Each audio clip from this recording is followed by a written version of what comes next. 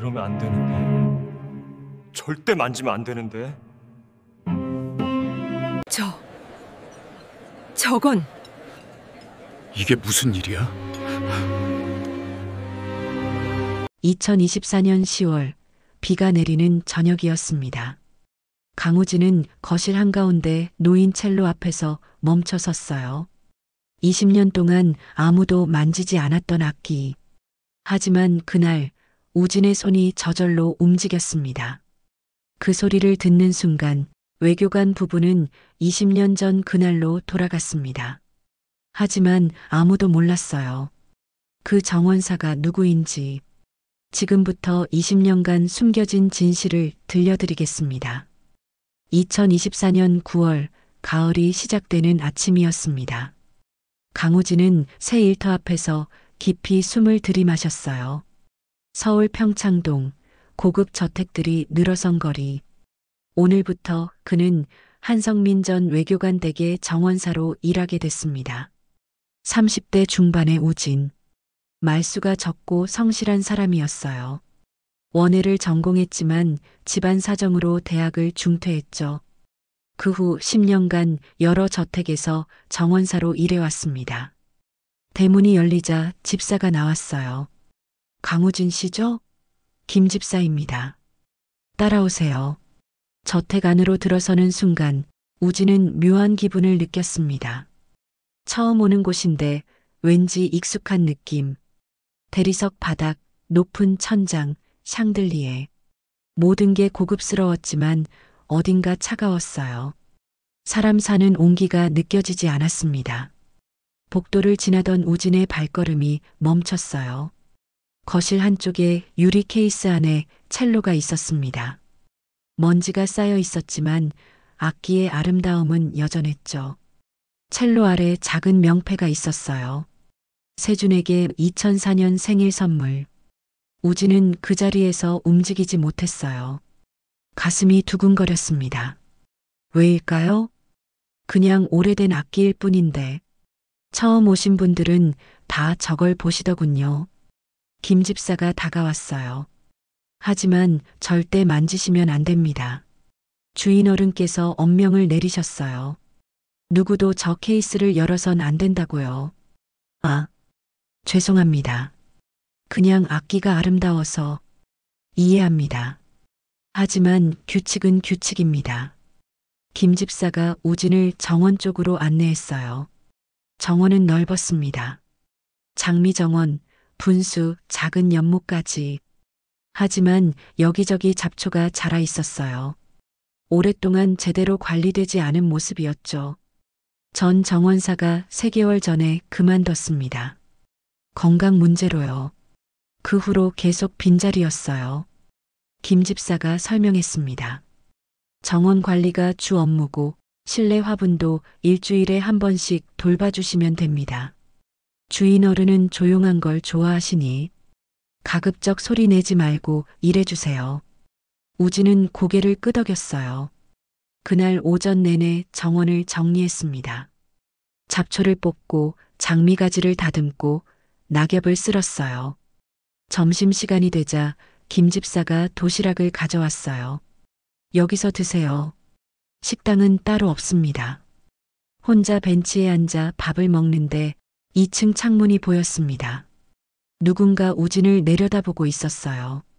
중년 여성이었습니다. 한참을 그렇게 서 있더니 천천히 사라졌죠. 저택의 주인 윤혜진 여사였습니다. 오후엔 실내 화분을 돌보라는 지시를 받았어요. 거실, 복도, 서재, 곳곳에 큰 화분들이 있었습니다. 화분에 물을 주다가 또 거실을 지나게 됐어요. 첼로가 있는 곳이었습니다. 우진은 발걸음을 멈췄어요. 다시 그 이상한 끌림이 느껴졌습니다. 케이스 안에 첼로. 먼지가 쌓여 있지만 여전히 고귀해 보였어요. 세준.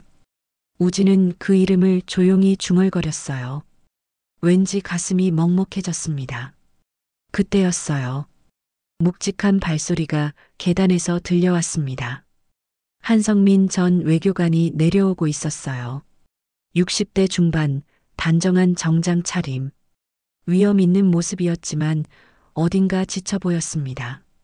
성민이 거실에 들어서다가 우진을 봤어요. 그 순간 성민의 발걸음이 멈췄습니다. 얼굴에서 혈기가 사라졌어요. 당신은? 성민의 목소리가 떨렸습니다. 우진이 급히 고개를 숙였어요. 죄송합니다. 화분에 물을 주고 있었습니다. 새로운 정원사 강우진입니다. 성민은 한참을 우진을 바라봤어요. 마치 유령을 본 것처럼. 나이가 어떻게 되나? 갑작스러운 질문이었습니다. 35입니다. 성민의 손이 미세하게 떨렸어요. 그때 2층에서 혜진이 내려왔습니다. 여보, 무슨 일이에요? 혜진이 거실로 들어서다가 우진을 봤어요.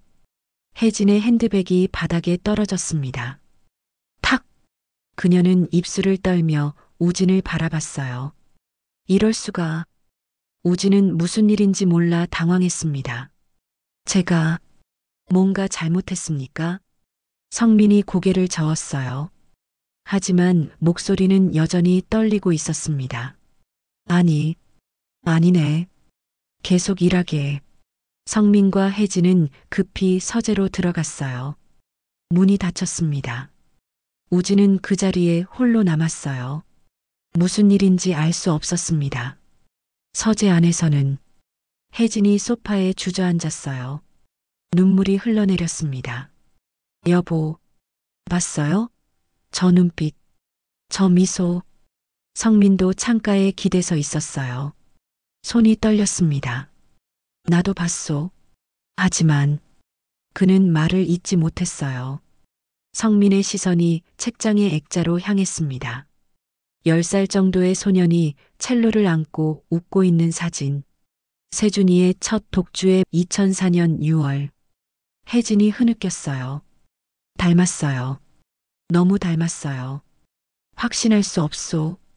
성민이 말했지만 그의 목소리도 떨리고 있었어요. 20년이 지났소. 그 아이가 살아있다는 보장도 없고. 하지만 이렇게 똑같을 수가 있나요? 혜진이 울먹이며 말했습니다. 성민은 책장으로 다가가 액자를 들어 올렸어요. 한참을 아들의 사진을 바라봤습니다. 내일 더 확인해 보겠소. 그가 낮게 말했어요. 그날 저녁까지 우진은 정원 일을 마쳤어요. 퇴근 시간 김 집사가 나왔습니다. 오늘 수고하셨습니다. 내일부터 본격적으로 시작하시면 됩니다. 우진은 대문을 나서며 저택을 돌아봤어요. 2층 창가에 누군가 서 있었습니다. 혜진 여사였어요. 그녀는 우진을 내려다보고 있었습니다. 눈물을 흘리면서요. 그날 밤 우진은 잠들 수 없었어요. 첼로가 자꾸 생각났습니다. 그리고 주인 부부의 이상한 반응도요. 왜 자신을 보고 저렇게 놀랐을까? 왜 눈물을 흘렸을까? 우진은 핸드폰을 꺼내 검색했어요. 한성민 외교관. 여러 기사가 나왔습니다. 훈장 수여식, 외교 업적, 은퇴. 그리고 하나의 오래된 기사. 한성민 전 외교관 아들 실종 20년. 아직도 찾는 중. 2004년 7월 15일자 기사였습니다. 우진은 기사를 클릭했어요. 기사를 읽는 우진의 손이 떨렸습니다. 한성민 외교관의 장남 한세준이 속초 해변에서 실종됐다. 가족 휴가 중 파도에 휩쓸린 것으로 추정. 시신은 발견되지 않았으며 우진은 핸드폰을 내려놓았어요. 10세, 2004년, 실종. 그리고 자신의 나이 35세. 만약 그 아이가 살아있다면 지금 딱 자신의 나이였습니다. 우진은 창밖을 봤어요. 하지만 우진은 알지 못했어요. 자신이 누구인지, 어디서 왔는지, 그리고 왜 그 첼로가 자신을 부르는지를요. 다음 날 아침 우진은 평소보다 일찍 도착했어요. 정원 관리 도구를 정리하는데 김 집사가 다가왔습니다. 오늘은 온실도 좀 봐주세요. 난초들이 시들고 있어서요. 온실은 저택 뒤편에 있었어요. 유리로 된 아름다운 공간이었죠. 문을 열고 들어서자 습한 공기가 느껴졌습니다. 여러 종류의 난초와 열대 식물들이 가득했어요. 하지만 김 집사 말대로 많은 식물이 시들어 있었어요. 우진은 하나씩 상태를 확인했습니다. 물주기, 햇빛, 온도. 문제를 파악하고 메모했어요. 온실 안쪽에 작은 벤치가 있었습니다. 먼지가 쌓여 있었어요. 벤치 옆 바닥에 뭔가 있었어요. 우진이 집어들었습니다. 작은 플라스틱 명찰이었어요. 한세준 청솔 초등학교 4학년 2반. 우진의 손이 떨렸습니다. 어젯밤 본 기사에 그 이름. 실종된 아들. 왜일까요? 이 명찰을 보는 순간 가슴 한쪽이 아팠습니다. 설명할 수 없는 슬픔, 기억나지 않는 그리움. 그때 온실 문이 열렸어요. 혜진 여사가 들어왔습니다. 손에 물뿌리개를 들고 있었어요. 아, 혜진이 우진을 보고 멈췄어요. 죄송합니다. 난초 관리하라고 해서.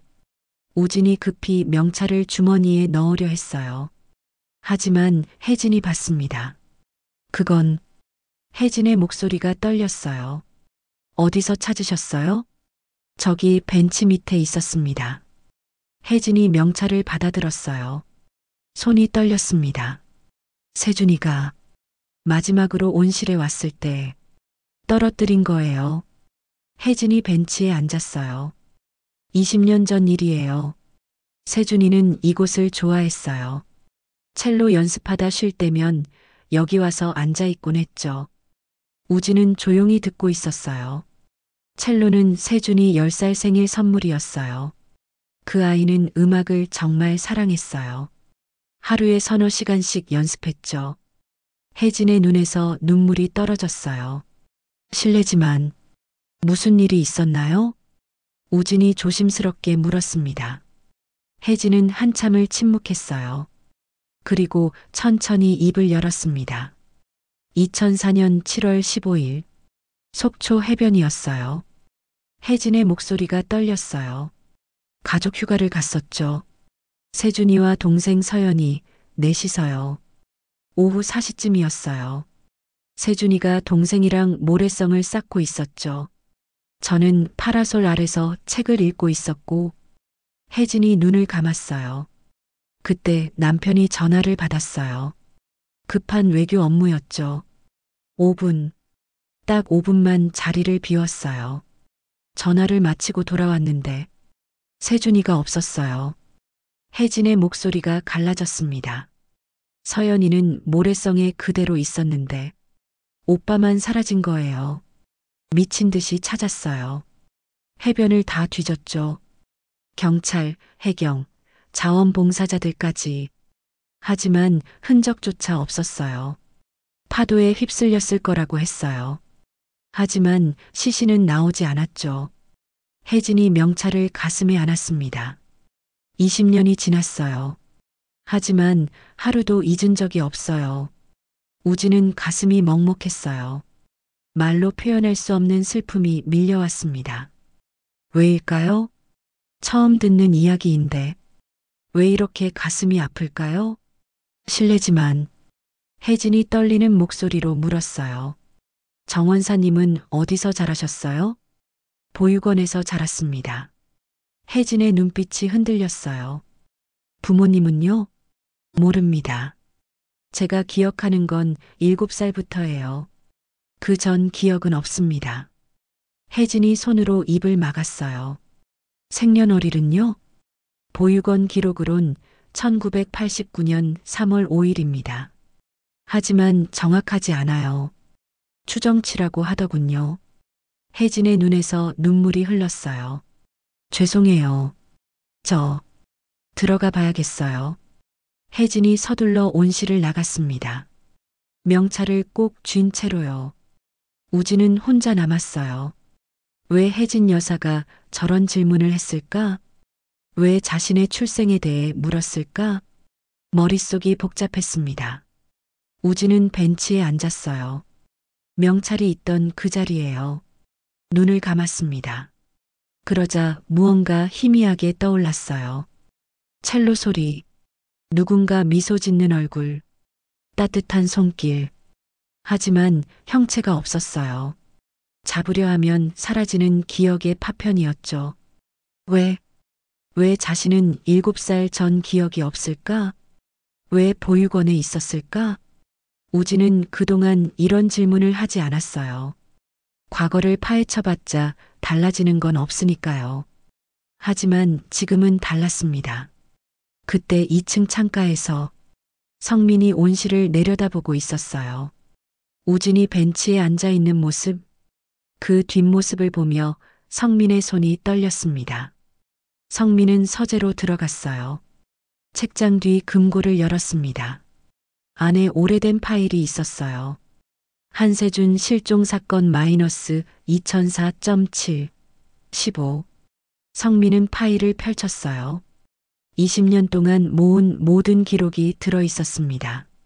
세준의 사진들, 실종 당일 입었던 옷, 목격자 진술, 수색 기록, 그리고 마지막 페이지.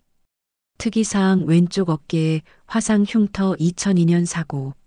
성민의 손이 그 문장에서 멈췄어요. 확인해야 해. 성민이 중얼거렸습니다. 만약, 정말 만약이라도. 그는 파일을 덮었어요. 손이 떨리고 있었습니다. 그날 저녁 우진은 집으로 돌아갔어요. 하지만 머릿속은 온통 저택 생각뿐이었습니다. 첼로, 명찰, 혜진 여사의 눈물. 샤워를 하다가 거울을 봤어요. 왼쪽 어깨, 거기 손바닥만 한 흉터가 있었습니다. 화상 흉터였어요. 보육원 선생님이 말했었죠. 넌 왔을 때부터 이미 이 흉터가 있었어. 어떻게 생긴 건지는 아무도 몰라. 우진은 흉터를 쓰다듬었어요. 문득 궁금해졌습니다. 혹시 자신과 그 집이 연결되어 있는 걸까? 하지만 곧 고개를 저었어요. 말도 안 돼. 우진이 중얼거렸습니다. 그냥 우연이야. 단순한 우연일 뿐이야. 하지만 가슴 한쪽이 계속 두근거렸어요. 우진은 창밖을 봤어요. 우진은 알지 못했습니다. 다음 날 운명이 그를 진실로 이끌 거라는 걸요. 사흘이 지났습니다. 그날은 비가 내렸어요. 우진은 온실에서 일하고 있었습니다. 김 집사가 우산을 들고 왔어요. 오늘은 실내 화분만 관리하고 일찍 퇴근하세요. 주인 어른들이 외출하셨으니 저도 장 보러 나갈 겁니다. 알겠습니다. 오후 3시쯤 저택에는 우진 혼자만 남았어요. 김 집사도 가사 도우미도 주인도 없었습니다. 완전히 혼자였죠. 우진은 거실 화분에 물을 주고 있었어요. 그런데 자꾸 시선이 한쪽으로 갔습니다. 첼로였어요. 비 오는 날의 흐린 빛이 유리 케이스를 통해 첼로를 비추고 있었습니다. 먼지가 쌓인 현, 오랜 침묵. 우진은 물뿌리개를 내려놓았어요. 발걸음이 저절로 첼로 쪽으로 향했습니다. 만지지 말라고 했지. 중얼거렸지만 발은 멈추지 않았어요. 케이스 앞에 섰습니다. 가까이서 보니 첼로가 더 아름다웠어요. 오래된 악기지만 품격이 느껴졌죠. 우진의 손이 떨렸어요. 케이스 잠금 장치에 손이 닿았습니다. 안 돼. 하지만 갈등하는 순간이었어요. 창밖엔 빗소리만 들렸습니다. 아무도 없었어요. 아무도 볼 사람이 없었죠. 그 끌림을 더 이상 참을 수 없었습니다. 찰칵. 우진은 잠금 장치를 열었어요. 케이스가 천천히 열렸습니다. 첼로가 드러났어요. 20년 동안 아무도 만지지 않은 악기. 먼지가 쌓여 있었지만 여전히 고귀했습니다. 우진은 조심스럽게 첼로를 들어 올렸어요. 묵직했지만 편안했습니다. 마치 오래전부터 자신의 것이었던 것처럼요. 의자를 가져와 앉았어요. 첼로를 무릎 사이에 두고 앉는 순간 전율이 온몸을 휩쓸었습니다. 설명할 수 없는 감정, 익숙함과 그리움이 뒤섞인 느낌. 화를 들었어요. 손이 떨렸습니다. 나 첼로를 쳐본 적이 없는데. 하지만 손은 알고 있었어요. 활이 현에 닿았습니다. 슝. 깊은 소리가 울려 퍼졌어요. 그 소리를 듣는 순간 우진의 눈에서 눈물이 흘렀습니다. 왜일까요? 단지 악기 소리인데 왜 이렇게 눈물이 날까요? 왼손 손가락이 현을 짚었어요. 생각하지 않았습니다. 배운 적도 없었어요. 하지만 손가락이 정확한 위치를 찾아갔습니다. 활을 움직였어요. 선율이 흘러나왔습니다. 바흐의 첼로 모음곡 1번. 유명한 프렐류드였어요. 우진은 눈을 감았어요. 손이 저절로 움직였습니다. 마치 몸이 기억하고 있는 것처럼요. 아름다운 선율이 거실을 채웠어요. 20년 동안 침묵했던 첼로가 다시 노래하고 있었습니다. 빗소리와 첼로 소리가 어우러졌어요. 슬프지만 아름다운 화음이었죠. 우진은 눈물을 흘리며 연주했어요. 왜 우는지 몰랐습니다. 왜 이 곡을 아는지도 몰랐어요. 하지만 멈출 수 없었습니다. 그때였어요. 철커덕. 현관문이 열리는 소리. 성민과 혜진이 우산을 털며 들어왔어요. 비가 더 세지기 전에 돌아오길 잘했소. 성민이 말했어요. 그 순간 첼로 소리가 복도로 흘러나왔습니다. 두 사람이 얼어붙었어요. 혜진의 핸드백이 바닥에 떨어졌어요. 탁! 그녀의 얼굴이 하얗게 질렸습니다. 저 소리. 성민이 황급히 거실로 향했어요. 혜진도 뒤따랐습니다. 거실 입구에서 멈췄어요. 우진이 첼로를 연주하고 있었습니다. 눈을 감은 채 눈물을 흘리며요. 혜진이 손으로 입을 막았어요. 세준이가 마지막으로 친 곡. 그녀의 목소리가 떨렸습니다. 성민도 그 자리에 못 박힌 듯 섰어요. 바흐 첼로 모음곡 1번. 세준이가 가장 사랑했던 곡. 실종 전날 밤 마지막으로 연주했던 곡. 마지막 음이 울려 퍼졌어요. 여운이 길게 남았습니다. 우진이 천천히 눈을 떴어요. 그리고 현관 쪽을 봤습니다. 성민과 혜진이 서 있었어요. 우진의 얼굴이 하얗게 질렸습니다. 죄송합니다. 우진이 황급히 일어섰어요. 첼로를 조심스럽게 내려놓았습니다. 저는 그냥. 성민이 천천히 다가왔어요. 그의 눈에 눈물이 고여 있었습니다. 자네가. 목소리가 떨렸어요. 어떻게 그 곡을? 저도 모르겠습니다. 손이 저절로. 우진도 울고 있었어요. 배운 적이 없는데 손이 알고 있었습니다. 혜진이 소파에 주저앉았어요. 세준아. 그녀가 흐느꼈습니다. 정말 우리 세준이니? 성민이 우진의 어깨를 잡았어요. 자네 왼쪽 어깨에 흉터가 있나? 우진이 놀란 표정으로 고개를 끄덕였습니다. 있습니다. 화상 흉터가. 성민의 손이 심하게 떨렸어요. 보여줄 수 있겠나? 우진은 셔츠 단추를 풀었어요. 왼쪽 어깨를 드러냈습니다. 손바닥만 한 화상 흉터. 성민이 그것을 보는 순간 눈물이 뺨을 타고 흘렀어요. 똑같아. 혜진도 다가왔어요. 흉터를 보는 순간 무너졌습니다. 세준이 2살 때 뜨거운 물에 데였던 그 흉터.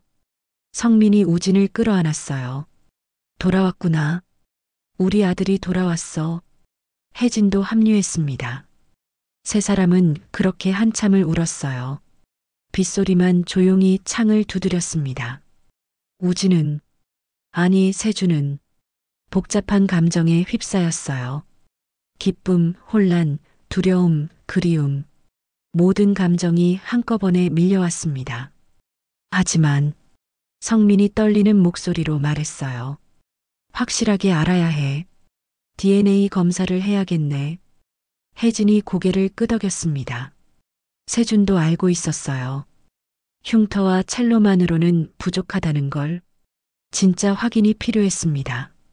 하지만 세 사람 모두 느끼고 있었어요. 이건 단순한 우연이 아니라는 걸. 20년 만에 일어난 기적이라는 걸요. 다음 날 아침 성민은 우진을 데리고 병원에 갔어요. DNA 검사를 해야 해. 확실하게 알아야 하네. 성민의 목소리는 떨렸지만 단호했습니다. 검사는 간단했어요. 구강세포 채취? 10분이면 끝나는 일이었죠. 결과는 3일 후에 나옵니다. 담당 의사가 말했어요. 병원을 나오며 성민이 물었어요. 자네, 보육원 이름이 뭐였나? 해맑은 집이요. 인천에 있었습니다. 성민이 고개를 끄덕였어요. 차 안에서 성민이 말했습니다. 7살 전 기억이 없다고 했지? 네. 제가 기억하는 건 보육원에서 깨어났을 때부터입니다. 성민이 천천히 말했어요. 2004년 7월 15일 속초 해변에서 세준이가 실종됐네. 파도에 휩쓸린 것으로 추정했지. 하지만 시신은 나오지 않았어. 그래서 혹시나 하는 마음으로 20년간 찾아 헤맸네. 우진은 혼란스러웠어요. 자신이 정말 그 아들일까요? 20년 전 실종된 그 소년이? 저는 확신할 수 없습니다. 나도 그래. 하지만 3일 후면 알게 될 거야. 성민이 우진의 어깨를 두드렸어요. 3일이 지났습니다. 저택 거실에 가족이 모여 있었어요. 성민, 혜진, 그리고 우진. 테이블 위에 봉투가 놓여 있었습니다. 아침에 배달된 검사 결과였어요. 아무도 먼저 열지 못했습니다. 너무 두려웠거든요. 혜진의 손이 떨렸어요. 여보, 당신이 열어요. 성민도 떨리는 손으로 봉투를 집었습니다. 천천히 봉투를 뜯었어요. 서류를 꺼냈습니다. 숫자와 용어들이 빼곡했어요. 성민의 눈이 마지막 줄에 멈췄습니다. 부자 확률 99.99%. 성민의 손에서 서류가 떨어졌어요. 99.99%.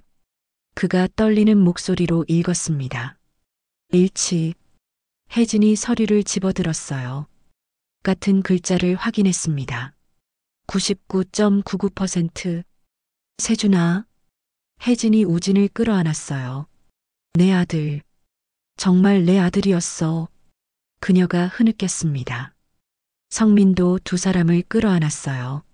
돌아왔구나. 20년 만에. 세 사람은 그렇게 한참을 울었습니다. 세준은 복잡한 감정에 휩싸였어요. 기쁨, 혼란, 두려움, 그리움. 모든 감정이 한꺼번에 밀려왔습니다. 우리 세준이 많이 컸구나. 혜진이 아들의 얼굴을 쓰다듬었어요. 고생 많았지? 혼자서. 세준의 눈에서 눈물이 흘렀습니다. 이제 진실을 말해줘야겠구나. 성민이 세준을 소파에 앉혔어요. 내가 왜 기억을 잃었는지, 어떻게 실종됐는지 말이야. 성민이 천천히 이야기를 시작했어요. 2004년 7월 15일. 속초 해변이었어. 내 10살 생일을 축하하려고. 가족 휴가를 간 거였지. 오후 4시쯤. 넌 동생 서연이랑 파도를 보고 있었어. 내가 급한 전화를 받느라 5분 정도 자리를 비웠지. 성민의 목소리가 떨렸어요. 그때 큰 파도가 왔대. 목격자 말로는 내가 서연이를 밀어서 동생은 무사했지만 넌 파도에 휩쓸렸다고 했어. 해경이 총동원됐어. 3일 밤낮으로 수색했지. 하지만 아무것도 찾지 못했어. 성민이 눈물을 닦았어요. 시신이 없어서 장례도 못 치렀어. 그냥 기다렸지. 언젠가 돌아올 거라고. 혜진이 말을 이었어요. 그런데 넌 살아있었던 거야. 파도에 휩쓸렸지만 어떻게든 육지로 올라왔던 거지. 아마도 성민이 조심스럽게 말했어요. 파도 충격으로 머리를 다쳤을 거야. 그래서 기억을 잃었고 정신을 차렸을 땐 다른 곳에 있었을 거야. 내가 확인해 봤어. 내가 인천 보육원에 온 날짜 2004년 7월 18일이더군. 성민이 서류를 꺼내 보여줬어요. 2004.7 18입소 이름 불명 본인 진술 우진으로 추정 나이 추정 7세 발견 장소 인천 해안가 특이사항 기억상실 증세 화상 흉터 제가 바다에서 인천까지 세준이 중얼거렸어요. 해류를 타고 표류했던 건가요? 그렇게 추정돼. 그런데 왜 우진이라는 이름을? 혜진이 물었어요. 세준은 고개를 저었습니다. 저도 모르겠어요. 정신을 차렸을 때 그 이름만 기억났대요. 아마도 성민이 말했어요. 내 중간 이름이었어. 한세준의 세자를 발음이 비슷한 우로 기억했을 수도. 세준은 눈물을 흘렸어요. 20년 동안 자신이 누구인지 몰랐습니다. 부모가 어디 있는지, 왜 혼자인지 몰랐어요. 하지만 이제 알았습니다. 자신에게 가족이 있다는 것, 자신을 20년간 찾아 헤맨 부모가 있다는 것. 엄마, 아빠, 세준이 처음으로 그 단어를 입 밖에 냈어요. 그래, 엄마야. 우리 세준아. 혜진이 아들을 꼭 안았습니다. 성민도 두 사람을 감싸 안았어요. 그날 저녁 혜진은 정성껏 식사를 준비했어요. 20년 만에 가족 식사였으니까요. 식탁에 앉았습니다. 성민, 혜진, 세준. 20년 만에 다시 모인 가족이었어요. 성민이 세준의 그릇에 밥을 퍼줬어요. 많이 먹어라. 그동안 고생했을 테니. 세준은 눈물을 참으며 고개를 끄덕였습니다. 혜진이 반찬을 하나씩 올려줬어요. 이건 내가 어릴 때 좋아했던 거야. 아직도 좋아하니? 세준은 한 입 먹어봤어요. 이 맛. 세준이 중얼거렸습니다. 익숙해요. 기억은 안 나는데 왠지 익숙한 맛이에요. 세 사람은 미소를 지었어요. 몸은 기억하고 있었던 거였죠. 20년이 지났어도요. 식사를 마친 후 세준은 2층 창가에 섰어요. 서울 야경이 내려다 보였습니다. 20년. 긴 시간이었어요. 혼자였던 시간, 외로웠던 시간, 자신이 누구인지 몰랐던 시간. 하지만 이제 끝났습니다. 세준은 눈물을 흘렸어요. 기쁨의 눈물이었습니다. 뒤에서 문이 열렸어요. 혜진이 들어왔습니다. 손에 액자를 들고 있었어요. 세준아. 혜진이 아들에게 액자를 건넸어요. 가족 사진이었습니다. 어린 세준, 더 어린 서연이, 그리고 젊은 성민과 혜진. 2004년 초에 찍은 마지막 가족 사진이었어요. 이제 새로운 가족 사진을 찍어야겠구나. 혜진이 미소 지었어요. 세준이 액자를 가슴에 안았습니다. 네, 엄마. 두 사람은 그렇게 한참을 창밖을 봤어요. 하지만 아직 끝나지 않았습니다. 세준에게는 또 다른 가족이 있었으니까요. 동생 서연이가요. 다음 날 성민은 세준을 데리고 한 대학교를 찾았어요. 서연이를 만나러 가는 거야. 성민이 말했습니다. 음악대학 건물이었어요. 서연이는 지금 첼로 전공 대학원생이야. 내 영향을 받아서 첼로를 시작했지. 연습실 문 앞에서 멈췄어요. 안에서 첼로 소리가 들렸습니다. 바흐첼로 모음곡 1번. 세준이 며칠 전 연주했던 그 곡이었어요. 성민이 조심스럽게 문을 열었어요. 20대 중반의 여성이 첼로를 연주하고 있었습니다. 한서연이었어요. 아빠.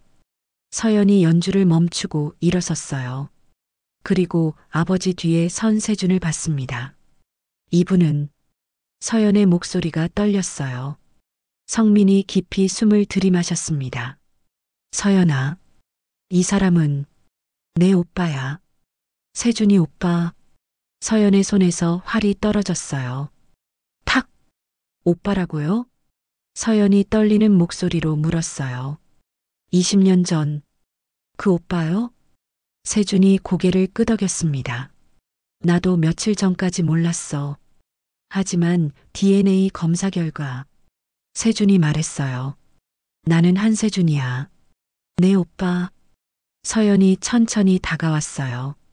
세준의 얼굴을 자세히 들여다봤습니다. 정말 오빠예요? 서연이 세준을 와락 끌어안았어요. 오빠, 살아있었어요? 그녀가 흐느꼈습니다.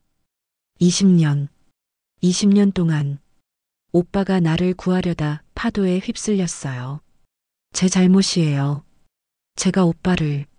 세준이 동생의 머리를 쓰다듬었어요. 내 잘못이 아니야.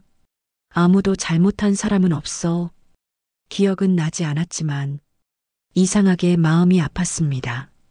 오빠가 마지막으로 친 곡 계속 연습했어요. 서연이 첼로를 가리켰어요. 언젠가 오빠가 돌아오면 같이 연주하고 싶어서. 그럼 세준이 미소 지었어요. 같이 쳐볼까?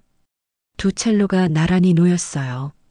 세준과 서연이 각자 악기를 잡았습니다. 성민이 뒤에서 지켜봤어요. 눈물을 흘리면서요. 20년 만에 다시 보는 광경이었습니다. 남매가 함께 연주하는 모습. 활이 현에 닿았어요. 바흐첼로 모음곡 1번. 두 첼로의 소리가 어우러졌습니다. 완벽한 하모니였어요. 20년의 공백이 무색하게.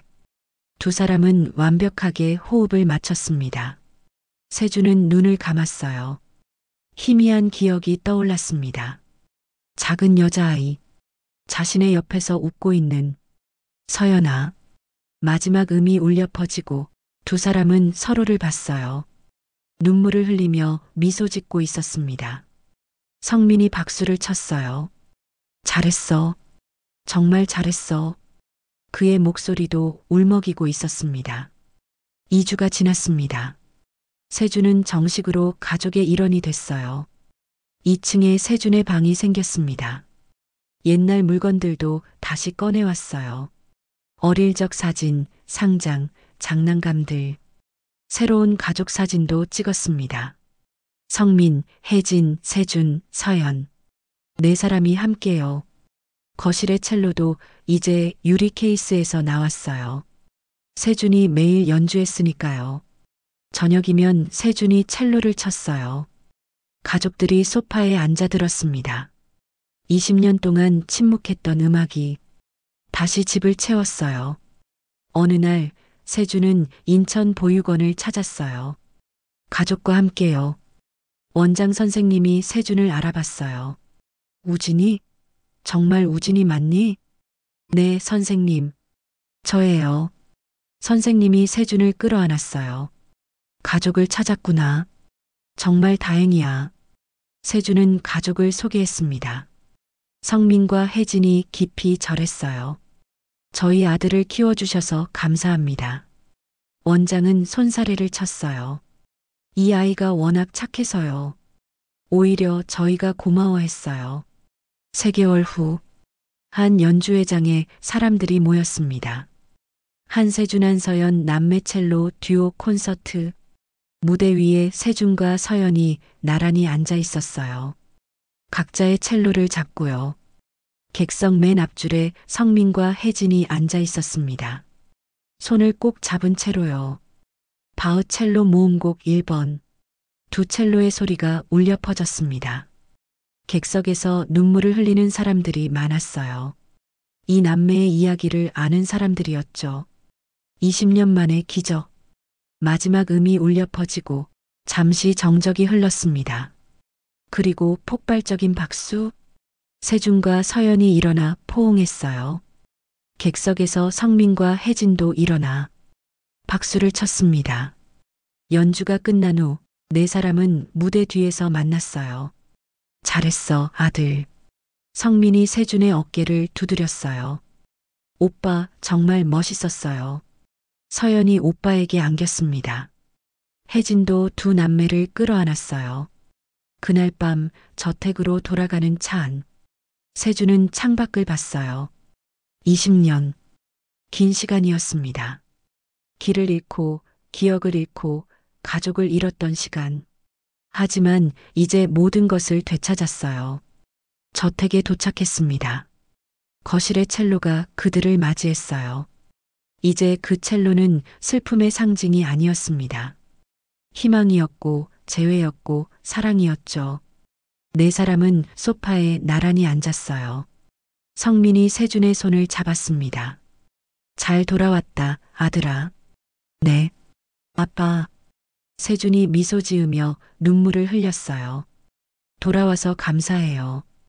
창밖으로 달빛이 쏟아져 들어왔습니다. 따뜻한 가을밤이었어요. 잃어버렸던 시간을 되찾을 수는 없었습니다. 하지만 이제부터 만들어갈 시간이 있었어요. 가족과 함께하는 시간이요. 그리고 그 중심엔 첼로가 있었습니다. 20년 동안 기다렸던 악기. 이제 다시 노래하는 첼로. 다음 날 아침, 세주는 일찍 일어나 거실로 내려왔어요. 첼로 앞에 앉았습니다. 화를 들었어요.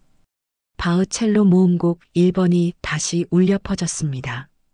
더 이상 슬픈 곡이 아니었어요. 기쁨의 노래였습니다. 한세준, 강우진이었던 남자. 그는 드디어 집으로 돌아왔습니다. 20년 만에. 그리고 이제 진짜 삶이 시작되는 거예요. 가족과 함께하는 삶이요. 가족은 피로 맺어지지만 사랑으로 완성됩니다. 아무리 오랜 시간이 걸려도 진짜 가족은 다시 만나게 되어 있습니다. 오늘의 이야기가 당신의 마음에 작은 울림을 드렸다면 구독과 좋아요 부탁드립니다. 그리고 댓글로 어디서 듣고 있는지 남겨주세요. 여러분이 있는 그곳에 행운이 가득하길. 당신의 오늘도 응원합니다.